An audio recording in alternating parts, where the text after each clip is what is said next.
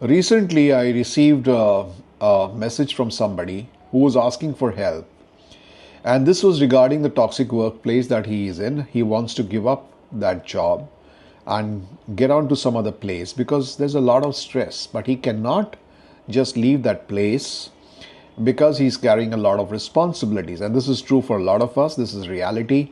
We have bills to pay, we have children's education, we have got loans, we've got EMIs, so many things that we all carry with us which are there and they have to be fulfilled.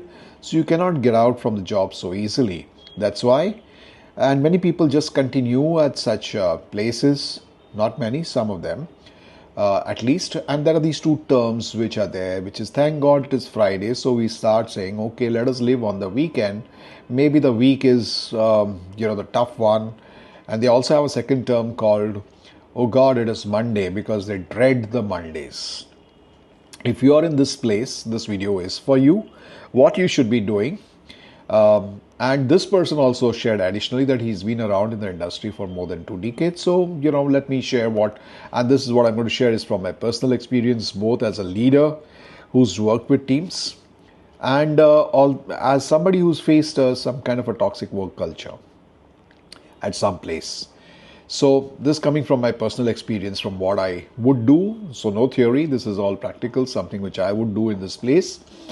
So the first thing I tell everyone is that for you to be in demand, you need to be a brand, right? I always come back to this idea. And for this, you need to stand up, you need to speak up, and you need to stand out from the crowd.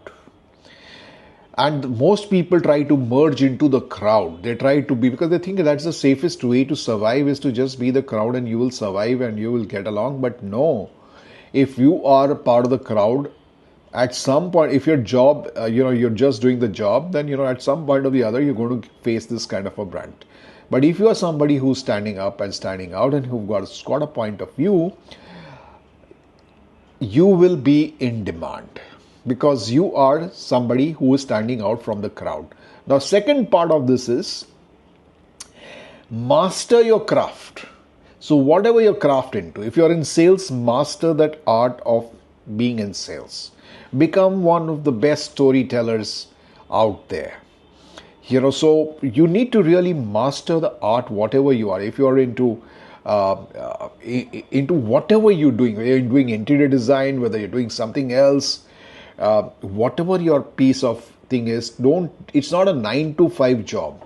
Because if your attitude is 9 to 5, that's going to show up in the work that you do. An artist is somebody who leaves a stamp. That is his personal stamp, a point of view that is there in that. So it's important for you. I think everyone has to realize that you need to be an artist at work, because artists are always going to be in demand. Whether AI comes or AI doesn't come or whatever happens with that, there are certain things which are always going to be in demand, and that is the artist, the person who brings in that art into the workplace. If your job is defined, if your job can be defined, you'll be easily replaceable. You need to, go beyond the definition. You need to go beyond the KRA. Let me share with you an example. So I had seen this cop at one of the signals in Pune when I was traveling, and he was directing the traffic, and he was, doing it in a very happy way by dancing and, guiding the cars. When I saw this thing, I'm very sure that was not a part of his KRA. Nobody had told him that you need to dance there, and nobody would be able to tell him that. He had created that style, and he brought that into his work. I met a sweeper on the street once, and he would wish me, he would wish people who are walking on the street, good morning.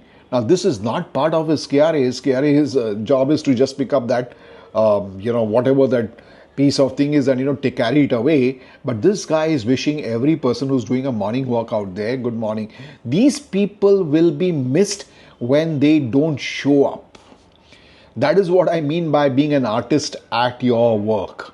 You are somebody who will be missed. That artist will always be missed. It's not easily replaceable. If you are having these two things, that you are somebody who stands up, who speaks up, who's not playing safe, who's got that thing about a point of view, and who's bringing in that stamp and is going beyond that KRA, you will always be in demand in your current job and your future job. So these two things that I would say that you need to have in you. And today, the world being social, the world being digital, you need to be out there, you need to be visible, right? It's so simple to understand. People who are visible, who are putting themselves out there, who are sharing on a regular basis their ideas, their thoughts, their point of view on the industry in which they work in. Organizations and leaders and people start knowing them. So you need to be that kind of a person who does that. The next piece that I always tell people is, along with this, build your connections, because it's not easy to, when you're sending resumes out to 1,000 companies, it's not so easy. But if you are investing in connections, if you have built connections over the years, this is where you start reaching out to the right people and say, okay, hey guy, I'm looking out for something, this is what it is. And, those are the people that you reach out to, your connections. So you need to again build in that relationships. And when do relationships build?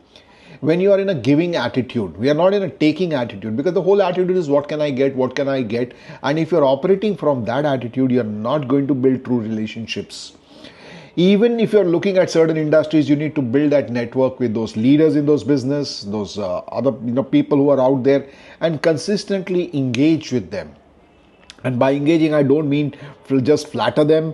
Just engage in terms of adding value. If I see something in some organization which I think, this is what you can do, which is going to help you, because that's my point of view, which I'm constantly adding to the engagement that person is putting out there on social media. This way, I will start building my relationships. So important thing is to keep in mind is that you need to do these few things. As I said, stand up, speak up, and stand out from the crowd. Master your craft. Very important. Put your stamp. Make yourself visible, your brand visible. Invest in connection. And the last piece I would say is be persistent and be patient. Very important again is because people give up, right? I'm not getting something. You're moving in a helplessness state. 10 places you applied, you tried. First of all, as I said, if your whole approach is this thing that I'm going to try to reach out, there are thousands of people who are applying, right? It's not so easy to get in. So don't be that. Be patient and be persistent, but be smart in what you do.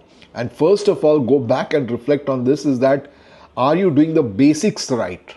If you're doing the basics right, you will always be in demand in this industry or that industry or whichever industry. I can tell you from my experience, I work with so many freelancers. They have worked with me for years. Some of them have worked with me for more than 25 years. When I was sitting as a CMO in companies, or whether I have been, doing whatever I'm doing, when I work with these people, I know that these people I can depend upon. I can count on them. I have continued working with them because they're good at what they do. They really add value. They are constantly learning. They have got a stamp which says that they're good at what they do. And I know that they will never ever let me down. So if you are somebody who can add value to organizations, you are going to be in demand. It's all about value, right? What is the value that you bring to that organization, to whichever place that you're working in? Keep this in mind. Shift the attitude from what I can get to what I can give.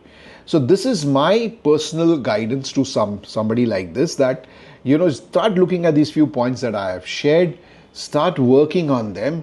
It might take some time, but then if you're consistent at this, you are definitely going to see results, not just in the short term but in the long term in your career. What do you think about what I have shared? Do let me know in the comments, and if this helps you and you think that it's going to help somebody else, do share this video with your friends and colleagues, so that if anybody is facing the same situation or anybody who's building his career can start using some of this that I'm sharing with you. Thank you, and see you in the next video then.